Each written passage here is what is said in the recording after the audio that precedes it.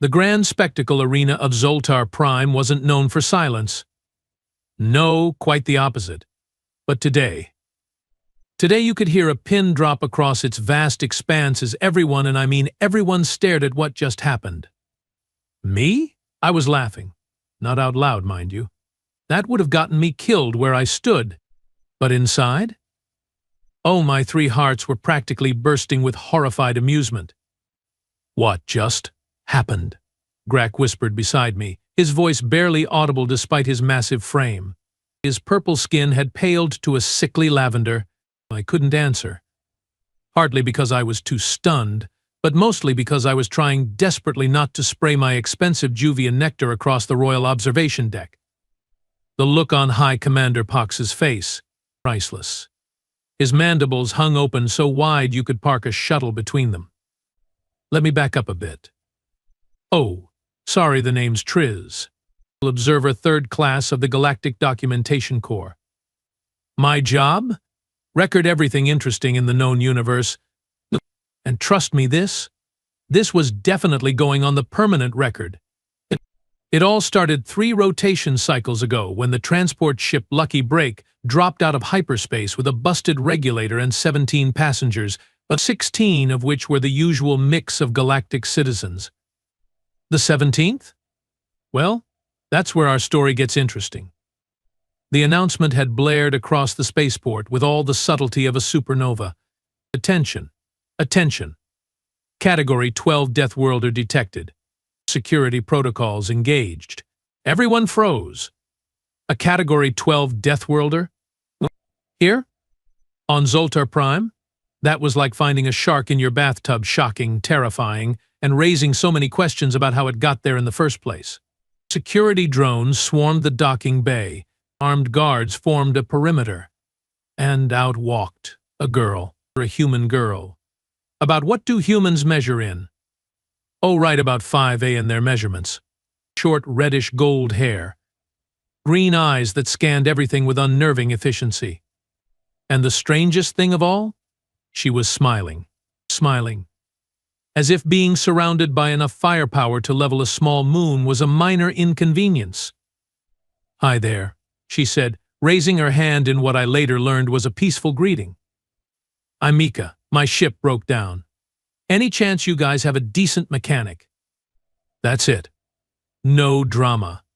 No hulking muscles or gnashing teeth like the propaganda vids always showed when depicting humans. Just a petite female wearing what looked like comfortable traveling clothes and carrying a small duffel bag.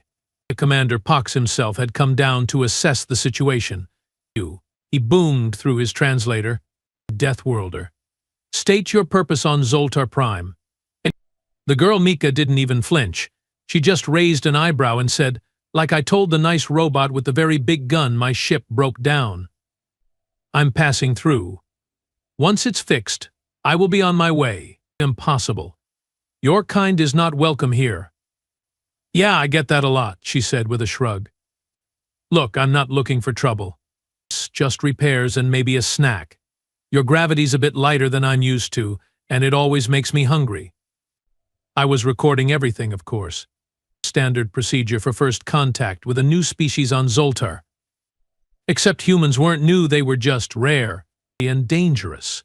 And supposedly violent, unpredictable predators evolved on a death trap of a planet. This one looked like she could be knocked over by a stiff breeze. That's when Vex Torax, the self-appointed apex champion of the arena, pushed through the security line. All 8 feet of him, covered in the ceremonial battle scars of 100 victories. 4 arms, each ending in claws that could shred metal. A jaw that could crush bone. This is what everyone's afraid of. He laughed, circling Mika like she was a particularly unimpressive zoo specimen. This is a Deathworlder? I have fought pets more intimidating. His entourage laughed dutifully. The human just stood there, watching him with those green eyes that never seemed to blink. I challenge it, Vex suddenly declared, pointing one massive claw at the human. In the arena. Tonight, let all of Zoltar Prime see how pathetic these so-called Deathworlders really are. Now, you need to understand something about Zoltar Prime. We love our arena competitions. Love them. It's not just entertainment, it's religion, politics, and social currency all rolled into one. And a challenge from the Apex champion? That was as binding as physical law. Commander Pox's mandibles clicked together in thought. The human will fight, he finally declared. And when it loses, it will be deported immediately. And if I win? Mika asked quietly. Everyone laughed. Everyone! The sound echoed across the docking bay like thunder. If you win, Pox said between clicks of amusement, your ship repairs will be expedited, and you may leave with full diplomatic courtesy. Deal, Mika said simply. I followed her to the holding area where challengers were prepared for arena combat. My job was to document her pre-fight rituals, valuable anthropological data, and all that. Instead, I watched in astonishment as she took a nap. Nap. Yes, you read that correctly. With less than 4 hours before facing the most fearsome fighter in the quadrant, the human found a corner, sat down with her back against the wall, closed her eyes, and fell asleep. No meditation, no prayer, no ritualistic preparation, just sleep. Beh. Is it dead? Asked Krill, my recording assistant, poking at me nervously. No, I whispered back. Humans apparently require periodic unconsciousness for optimal function. How inefficient, Krill muttered, his antenna twitching with disgust. When Mika finally woke up, she stretched, asked for water, which we provided after thorough toxicity analysis, and then requested information about her opponent. What can you tell me about this Vex character? She asked me directly. I was startled. Most combatants didn't acknowledge the documentation team. We were supposed to be invisible observers. Vex Thorax is undefeated in 87 combat trials, I found myself saying. Kordak species. 4 arms, enhanced strength, thermal regulation plating on his back, capable of. No, she interrupted. I mean, what's he like? Personality-wise? What an odd question. He's arrogant, enjoys humiliating opponents before defeating them, always plays to the crowd. He's quite popular. Ah, Mika nodded, as if I'd confirmed something important. A showboat with an ego. Got it. The arena was packed that night. I'd never seen so many beings crammed into one space. The announcement that a real live Deathworlder would be fighting had spread faster than a quantum virus. Even the planetary governor had turned up, his hovering platform positioned for optimal viewing. The opening ceremonies dragged on forever. Speeches about Zoltar's greatness, the ritual lighting of the combat flames, the parade of previous champions. Through it all, Mika stood in her entryway tunnel, looking impossibly small in the required combat uniform, a simple protective suit that molded to her frame. Not too late to forfeit, tiny creature, said the arena master as he passed her. No shame in admitting inferiority. I'm good, thanks, was all she said. When Vex finally entered, the crowd went wild. He played to them masterfully, roaring, flexing all 4 arms, even doing a backflip despite his massive size. His plated skin gleamed under the arena lights, polished to a high shine for the occasion. Citizens of Zoltar Prime. His amplified voice boomed. Tonight I will show you why humans are nothing but myths and exaggerations. Their reputation is built on lies and fear. Watch as I destroy this specimen in seconds. The crowd roared its approval. I glanced at Mika, expecting her to show fear finally. Instead, she was checking her nails. Was this some sort of human pre-combat ritual? And now, the announcer's voice echoed across the arena, entering from the west gate, the human challenger Mika. She walked out calmly, no showmanship, no acknowledgement of the boos and jeers. She simply walked to the center circle and stood still, completely still. The contrast was striking. Vex, enormous and constantly moving, circling and posturing, versus this small, eerily motionless human female. Begin, commanded Pox, and the battle gong sounded. Vex charged immediately, all 4 arms extended, claws ready to tear. It was his signature move, overwhelming force right from the start. Mika didn't move. She stood perfectly still, watching him approach. The crowd held its breath. 3 steps away. 2 steps, and Vex lunged with a triumphant roar. And then, I still don't fully understand what happened next. One moment Mika was standing still, the next there was a blur of motion so fast my recording equipment barely captured it. She stepped slightly to the side, her hand shot out, grabbed something Vex's nerve cluster at the base of his throat, and then, wham! Vex, the undefeated champion, terror of the arena, 8 feet of muscle and claw, hit the ground face first with such force that dust exploded around him. He didn't move.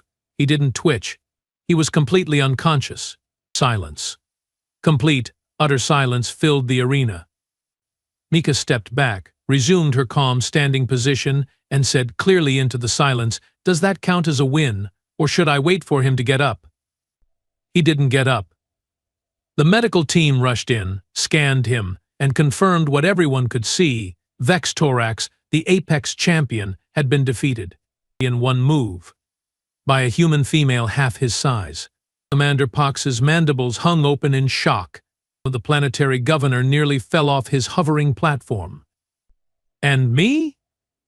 Well, as I mentioned at the beginning, I was trying desperately not to laugh.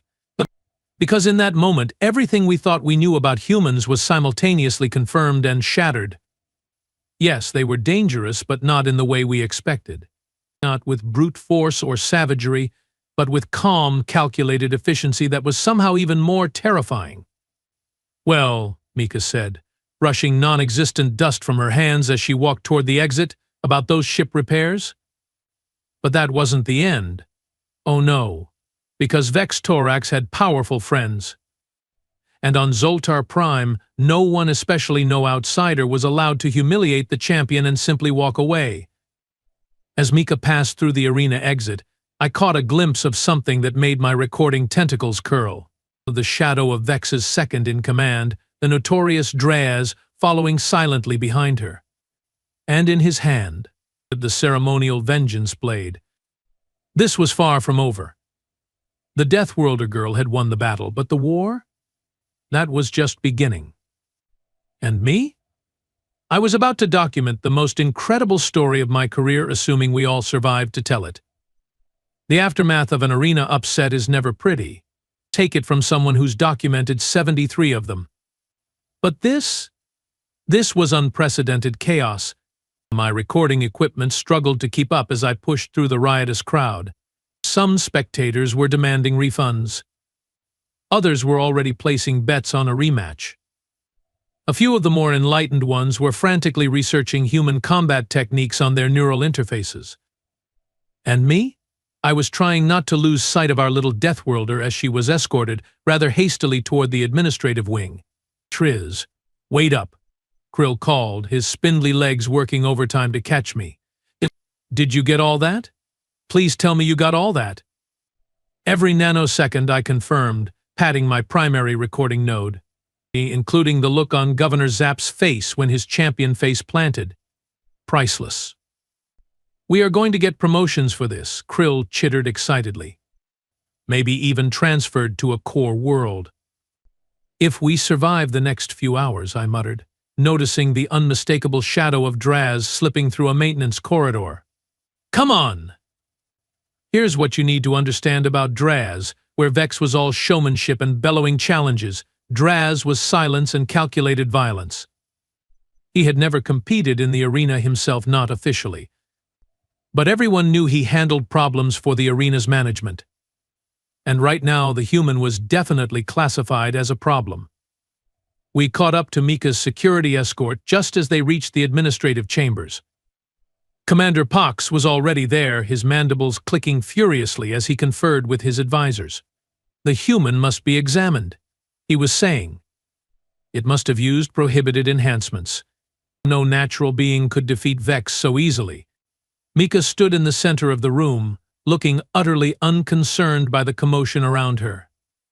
"I'd be happy to undergo any scan you want," she said pleasantly. "But I can save you the trouble. I'm completely unmodified." unless you count the cavity filling I got when I was 12. Dental work. She clarified when they looked confused. Impossible, roared Pox. The medical scans will reveal your deception, human. Knock yourself out, Mika shrugged. Though I'd really prefer if you could start on my ship repairs while we do this dance. I'm on a bit of a schedule. I edged closer, pretending to adjust my recording equipment. This was gold. The documentation corps would feast on this footage for cycles. That's when I noticed Dreas. He had positioned himself near one of the room's ventilation ducts, his hand still resting on the ceremonial vengeance blade. His 4 eyes never left Mika, tracking her every movement with predatory focus. The scan will take place immediately, announced Pox. Security. Escort the human to Medical Facility 3. As the guards moved to surround Mika, I saw her eyes flick upward just for a split second toward the ceiling vent where Dreas lurked. A tiny smile touched her lips. She knew he was there. Wait, she knew? Actually, Mika said calmly, before we do that, I'd like to invoke Article 47 of the Galactic Transit Protection Clause. The room went silent. You? What? Commander Pox asked, his voice suddenly uncertain. Article 47, she repeated. Any traveler subjected to involuntary detainment or mandatory combat participation is entitled to diplomatic representation and communication privileges. I'd like to contact my embassy, please. I nearly dropped my recording equipment. The human new galactic law? And not just any law, one of the most obscure transit clauses that even most legal experts forgot existed? There is no human embassy on Zoltar Prime. Pox sputtered. No, but there's a Galactic Council communications array on your orbital station, Mika pointed out. Standard requirement for all Class 3 spaceports. Which means you can patch me through to the nearest human diplomatic outpost, which would be on Rigel 6, I believe. About 2 light years from here? Commander Pox's skin color shifted rapidly, a sign of extreme agitation in his species. This is irregular. So was forcing me to fight your champion, Mika countered. But I played along. Now it's your turn. What happened next was both fascinating and terrifying to watch. You could practically see the political calculations happening behind Pox's compound eyes. Deny the request and risk diplomatic sanction from the Galactic Council, or comply and possibly give the human access to who knows what kind of reinforcements. Very well, he finally said. A supervised communication will be arranged. Under guard. Thank you, Mika said with that same calm smile. Oh, and could someone tell your assassin to come out of the ceiling? The ventilation system really wasn't designed for someone of his size, and he's making an annoying rattling sound. Every head in the room snapped upward. I heard Krill make a strangled squeaking noise beside me. There was a moment of deadly silence, and then a crash as the ventilation cover gave way and Draz tumbled ungracefully to the floor. He recovered quickly, rising to his full height, vengeance blade now clutched openly in his lower right hand. How did you know? He hissed, his voice like gravel being crushed. Mika tapped her ear. You're breathing. A different resonance pattern than the ventilation system. Plus, your blade kept scraping against the duct seams. Oh, Draz. Commander Pox barked. Explain yourself. Draz straightened, his eyes narrowing. The honor of Zoltar Prime must be defended. This creature has humiliated us. Tradition demands blood. Actually, I found myself saying, why was I talking? Why couldn't I keep my mouth shut? The tradition of vengeance combat only applies to official arena participants. As an involuntary combatant protected under Article 47, the human is exempt from traditional honor protocols. Everyone stared at me, including Mika, who gave me a small nod of appreciation. The documentation corps drone is correct, said a new voice from the doorway. Governor Zapp himself had arrived, his hovering platform gliding smoothly into the chamber. As much as it pains me to admit it, we must follow protocol. The human will be granted communication privileges after the medical scan. And my ship repairs? Mika pressed. Will commence immediately, the governor conceded, provided the scan shows no enhancements or prohibited weapons. Draz made a sound like metal being torn apart. This is an outrage. Vex lies unconscious while we coddle his attacker. Vex challenged me, Mika pointed out. I didn't seek out the fight.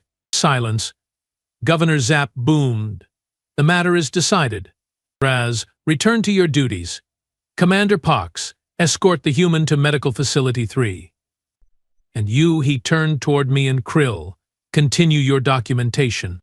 This incident must be thoroughly recorded for the archives. As Mika was led away, she caught my eye, and did she just wink at me? Surely not. Yen. What do we do now? Krill whispered urgently. Follow the human? We split up, I decided. You follow Mika to the medical facility. I'm going to track Draz. Something tells me he's not giving up that easily. I was right. Draz stormed out of the administrative chambers, but instead of heading toward the arena as ordered, he slipped into a secondary corridor that led to the visitor docking bays. The human ship. Of course. I followed at a safe distance, recording everything. This was well beyond standard documentation. Now this was potentially preventing an interstellar incident. If anything happened to a protected traveler on Zoltar Prime. Well, the Galactic Council took a dim view of member worlds that violated transit protocols. Draz moved with surprising stealth for a being his size. He bypassed 2 security checkpoints using override codes that I made sure to record clearly. The security corps would want those later, and finally reached the maintenance bay where the human ship was docked. The Lucky Break looked ordinary, smaller than I expected. A Class C personal transport vessel with modest weaponry and what appeared to be aftermarket shielding. Nothing special. Draz approached the ship cautiously, vengeance blade still in hand. He circled it once, examining the hull, then moved toward the access panel near the main hatch. I wouldn't touch that if I were you, said a voice behind me, nearly causing my recording tentacles to tie themselves in knots. Mika. Somehow she was here. But how? She was supposed to be in Medical Facility 3. Draz spun around, blade raised. How did you escape your escort? Escape implies running or sneaking, Mika said with a shrug.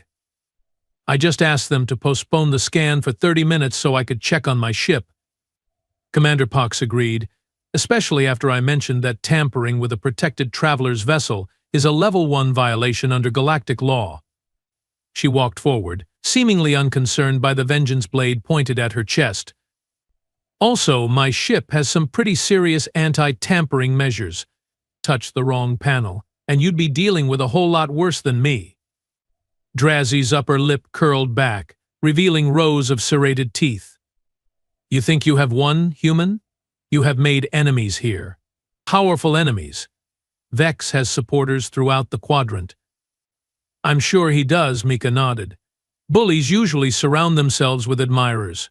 But doesn't make them friends, though. You know nothing of our ways. I know enough, she said, and for the first time I heard a hint of steel in her voice. I know that your arena system is rigged to keep power in the hands of beings like Vex and your governor. I know that you use fear of Deathworlders and other outsiders to maintain control over your population. And I know that right now you are scared. I fear nothing. Draz snarled, lunging forward with the blade. What happened next made the arena fight look positively slow motion. Mika sidestepped the blade, grabbed Draz's wrist, and with a series of movements too fast to track clearly, somehow ended up behind him with the vengeance blade now in her hand. It pressed against Draz's throat. Let me be very clear, she said quietly. I'm not here to upend your social order or embarrass your champion. My ship broke down. That's it. Fix it, and I will leave, taking my dangerous Deathworlder self far away from Zoltar Prime. Why should I believe you? Draz growled, though he remained very still with the blade at his throat. Because if I wanted to cause trouble, you'd already be dead, she said simply. Now, here's what's going to happen. You are going to drop this vendetta. I'm going to return to my medical scan, which will confirm I'm just a regular, unmodified human. My ship will be repaired, and I will leave. Everyone saves face. She lowered the blade and stepped back. Deal? Draz turned slowly, rubbing his throat. You are not what I expected, human. Yeah, I get that a lot. A slow, calculating look crossed his face.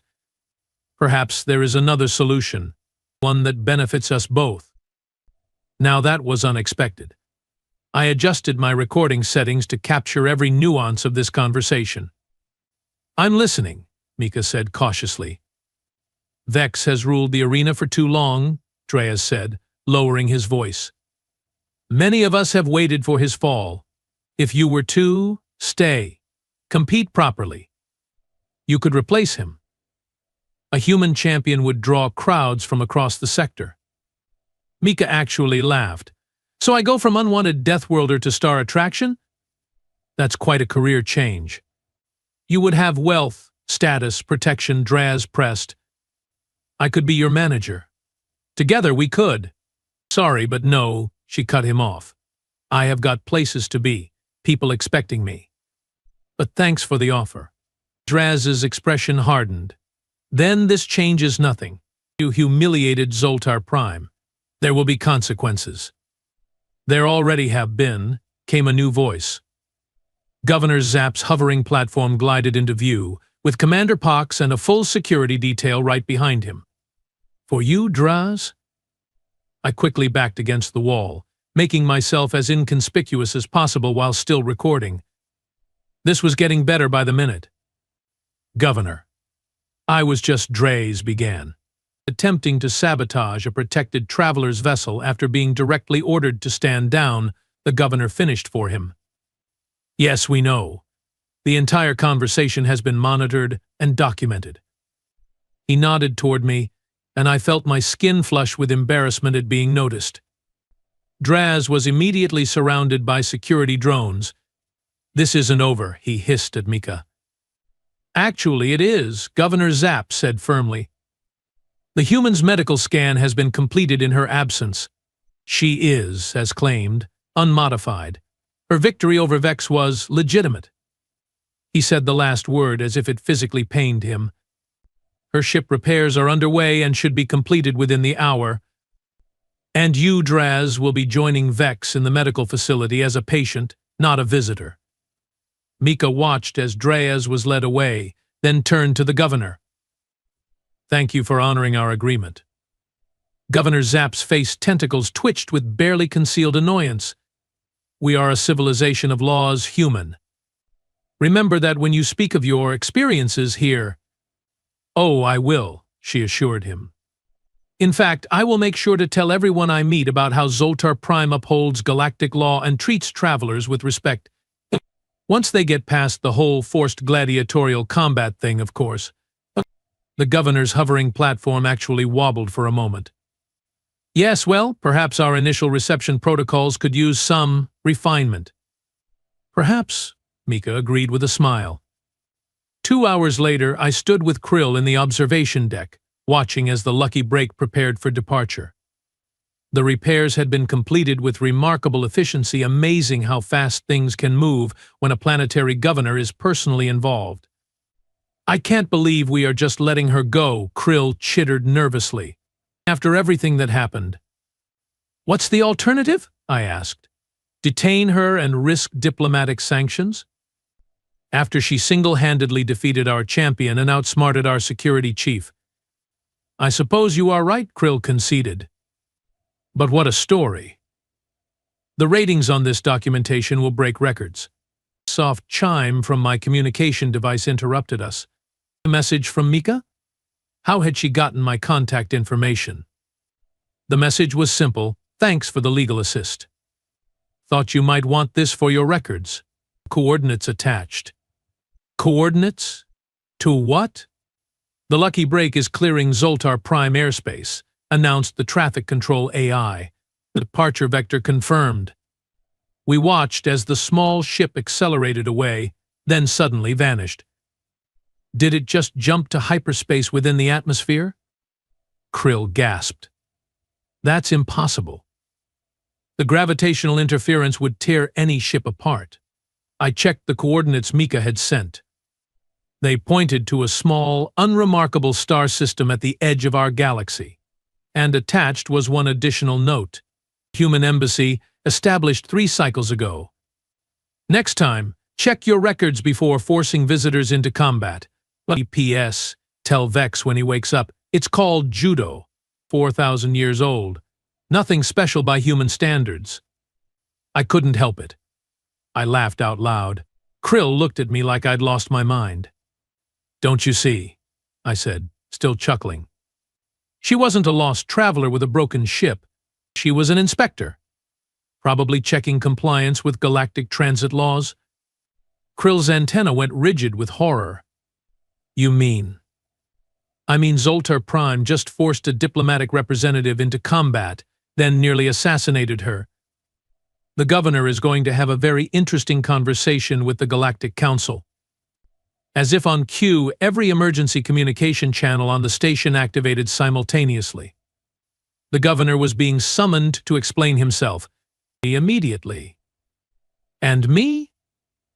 I had the entire incident documented from beginning to end. The most incredible story of my career, the day a Deathworlder girl stood still in the arena, then dropped not just the Apex champion, but our entire planet's political standing. All in one perfectly executed move.